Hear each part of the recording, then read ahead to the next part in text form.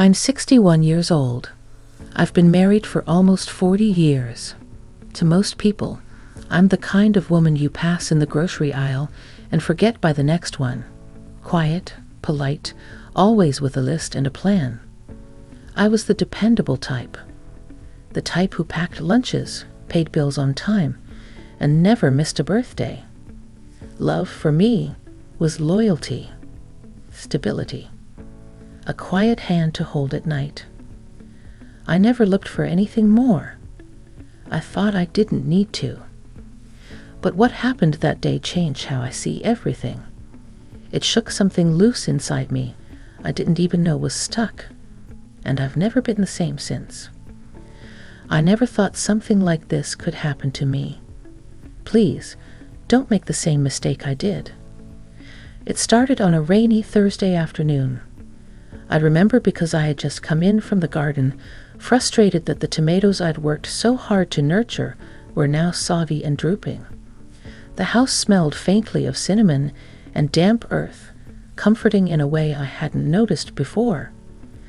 I wiped my hands on a dish towel and was just about to make a cup of tea when the doorbell rang. We don't get many visitors, not without a heads up. So my first thought was that it must have been a delivery. But when I opened the door, it was him. Aaron, my husband's coworker. We'd met a handful of times at company functions, dinners, a summer barbecue, the kind of events where I'd hover by the veggie tray and make small talk with wives while the men drank beer and talked shop. He always seemed younger than the rest. Not in age. He was maybe late 40s, early 50s, but in the way he carried himself. Present, observant, like he actually saw you when you spoke. Today, though, he looked different. His shirt was half soaked from the rain, and he clutched a manila envelope under one arm like it was precious. His eyes, usually calm and open, were anxious. "Hi," he said, voice a little breathless. "I'm sorry to just drop by. Is Frank home?" I blinked. No, he's at the office. Is everything okay? Aaron hesitated. That tiny pause, it hung there like a breath you didn't want to exhale. Then he offered a tight smile and shook his head. "It's nothing urgent. I can leave this with you if that's all right." He held out the envelope. I reached for it, but something made me ask, "Do you want to come in? You're soaked." He hesitated again, then nodded. "Thanks. That'd be great." I stepped aside. The house felt oddly silent with him walking in. I don't know why. Maybe it was the way his presence filled the space, like he didn't just enter a room, he settled into it. I led him to the kitchen and offered him a towel, which he took with a quiet thanks, dabbing at his hair, his collar. I made tea. It felt like the polite thing to do. We sat at the kitchen table, the rain tapping against the window panes. It was quiet for a while. Then he said it. "You know, Frank talks about you a lot at work." I glanced up, startled. "He does." Aaron nodded. "He says you're the reason he stays grounded, that you're the one person who never lets him drift too far from himself." I felt something flicker in my chest. Not quite pride, not quite sadness, something in between. "That's kind of him," I said. Aaron looked at me for a moment. Not in that casual, passing way people do. Really looked. "Can I ask you something, June?" I froze a little. Nobody outside of my closest friends ever calls me by my first name so directly. "Of course." "What do you think makes a marriage last?" The question shouldn't have caught me off guard, but it did. "I suppose trust," I said slowly. "Respect. Habit, maybe. Love, if you're lucky." Aaron tilted his head, considering that. "Do you think it's possible for two people to outgrow each other? My breath caught. I didn't answer right away, because the truth was I had been asking myself that same question, quietly, privately, for the past few years. Not because Frank and I didn't love each other, but because sometimes it felt like we were two trains running side by side. Close, familiar, but never really meeting anymore. I think, I said carefully, people change, and sometimes they don't always do it together. Aaron nodded slowly.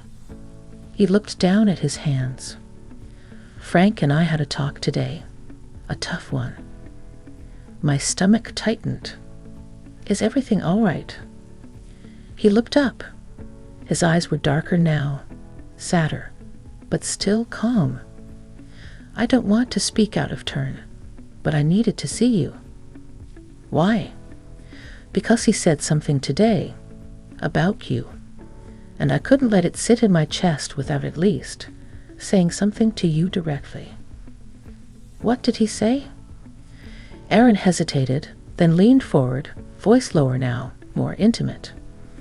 He said you've been lonely, that he doesn't know how to fix it, that he's scared you've stopped needing him. The words hit me like a soft punch, not violent, just enough to knock the wind out of me. I looked away, and for the first time in a long time, I didn't know what to say. Aaron didn't push.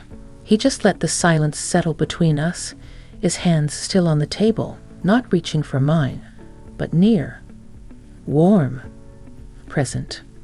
The rain had started to slow, but inside me, something else had just begun.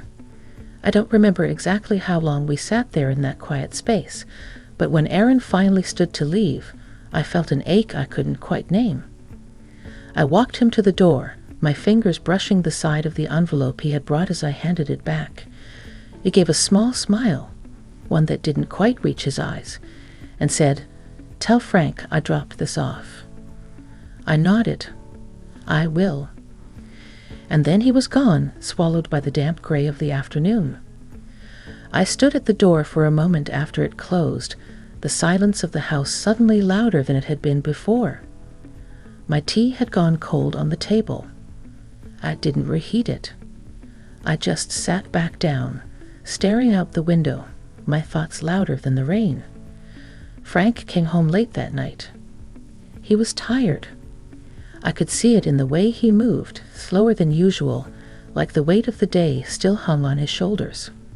He kissed my cheek absently as he walked in and loosened his tie. "There's something from Aaron on the counter," I said. He glanced at it. "Ah, right. He mentioned he might stop by." He did. Frank looked at me, then nodded, as if there was something more he wanted to say, but didn't. I watched him quietly. His shirt collar was still creased from the long day. His hands trembled slightly as he pulled out his phone and scrolled through emails, even though he was home and no one would blame him for just stopping for a moment.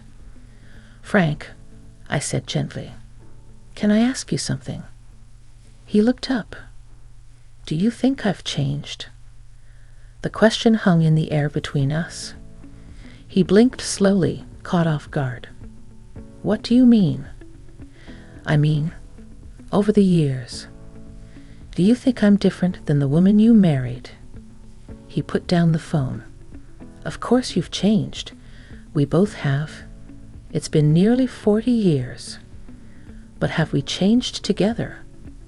He didn't answer right away. Instead, he ran a hand through his hair, then sighed. "Sometimes I don't know how to reach you anymore, June. You're still here, but you feel far." I swallowed hard. I could say the same. We didn't talk much more that night. We went through the motions, brushing our teeth side by side, changing into pajamas, lying in bed shoulder to shoulder but miles apart. I kept thinking about what Aaron had said. Not just the words, but the look in his eyes. The way he had seen me. Really seen me. The next few days passed quietly. Frank buried himself in work. I kept myself busy, folding laundry, watering plants, running errands. But in every quiet moment, Aaron lingered in my thoughts. I didn't expect to see him again so soon. It was Sunday afternoon, and I was at the farmer's market just outside of town. I go there every week. There's a woman who sells handmade soap that I like, and the man at the honey stand always gives me a discount because I bought from him once when he was just starting out. I was picking through bunches of late summer dahlias when I heard someone say my name. June. I turned. It was Aaron. He wasn't in office clothes this time. Just jeans and a navy pullover, sleeves pushed up, sunglasses perched on his head. He looked relaxed, different. "Oh, hey," I said, surprised. "Didn't expect to see you here." He smiled. "I live a few blocks away. I come here sometimes for the bread." We stood there for a moment, not quite knowing what to say. Then I held up the flowers in my hand. These caught my eye. "They suit you," he said. That stopped me. I don't know why. Maybe because it had been so long since someone said something like that, without it being about practicality or routine. "Thanks," I said quietly. We walked a bit together after that, browsed the stalls, talked about silly things, how overpriced the organic peaches were, how the kettle corn stand always drew the biggest crowd. It was easy, comfortable. And then, standing by the edge of the market near a bench under a tree, he turned to me and said, "June, I wasn't honest the other day." I felt my heart stir. "What do you mean?" "I didn't just stop by to drop off paperwork. I needed to talk to you, alone, because something's been weighing on me." There was a pause, a shift in the air. "I've been working with Frank for 8 years," he said, "and I respect him. But I see things he doesn't, or maybe things he chooses not to." I didn't move, didn't breathe. "You deserve more than being seen as dependable," he said, voice soft now.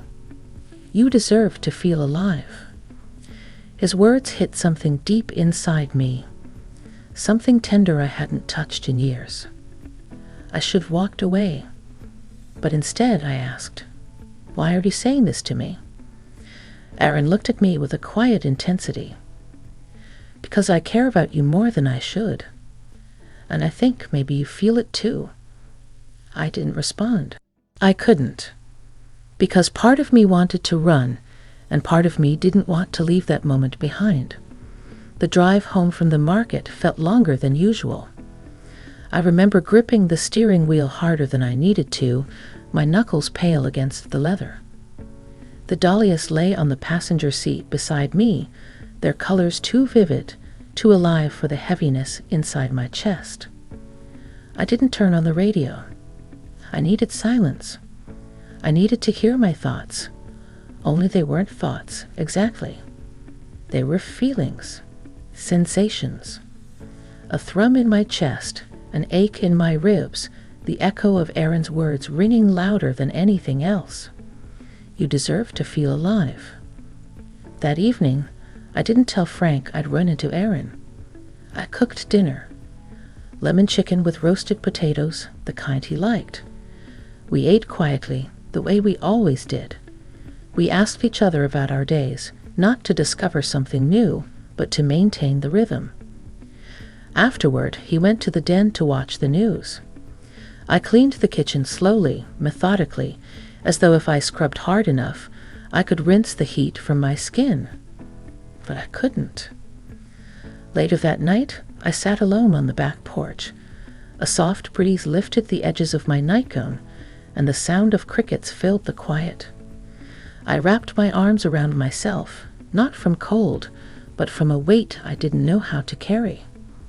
Had I really been lonely this long? Had I really buried parts of myself so deep that someone else could find them before I even realized they were missing? And why did it feel so good and so terrifying to be seen? The next morning, I found myself checking my phone more than usual, hoping for a message, trading it, too. Nothing came. But the next day, it did. A short message. Just, "Would you meet me for coffee? Just to talk. I'll respect whatever you decide. No pressure. No games. Just that." I stared at it for what felt like an hour. Then I replied, "Tomorrow, 10 a.m., the cafe near the library." I told myself it was closure, that I needed clarity, that I couldn't let a single moment uproot my entire life without facing it directly. But deep down, I think I already knew this wasn't about clarity. It was about connection. We met the next morning. The cafe was quiet, tucked between a bookstore and a consignment shop. The kind of place with mismatched chairs and handwritten chalkboard menus. I arrived early, already seated with a cup of black coffee when Aaron walked in. He spotted me immediately and gave a small nod before joining me at the table. "Thank you for coming," he said. I folded my hands around the warm mug. I didn't come for anything dramatic. I just needed to understand. "I know." He looked tired, or maybe just thoughtful. There was something softer about him than before. "I didn't plan this," he said. "I didn't come into your home thinking I feel anything more than professional respect. But when I looked at you, June, I saw someone who had built her life around other people's needs, and I couldn't stop thinking about what was left for you. I looked down. You make it sound like I'm someone to be pitied. No, admired, but also recognized." I took a slow breath. "I don't know what I'm doing," I admitted. "Don't know what this is." "It doesn't have to be anything. I just want you to know someone sees you. Someone listens." The words sat between us, heavy but not unwelcome. He reached out then, carefully, not assuming. His hand rested on the table, palm up. An invitation, not a demand. I looked at it, and I placed mine gently over his. Not out of recklessness, not out of longing, but out of a quiet, undeniable truth. I had forgotten what it felt like to be touched with reverence. We sat like that for a long time, no one rushing us, no expectations. Just two people bound by something delicate and unexpected. When we stood to leave, he walked me to my car. The air was warm. A soft breeze stirred the leaves above us. "I don't want to ruin your life," he said quietly. "You're not," I said,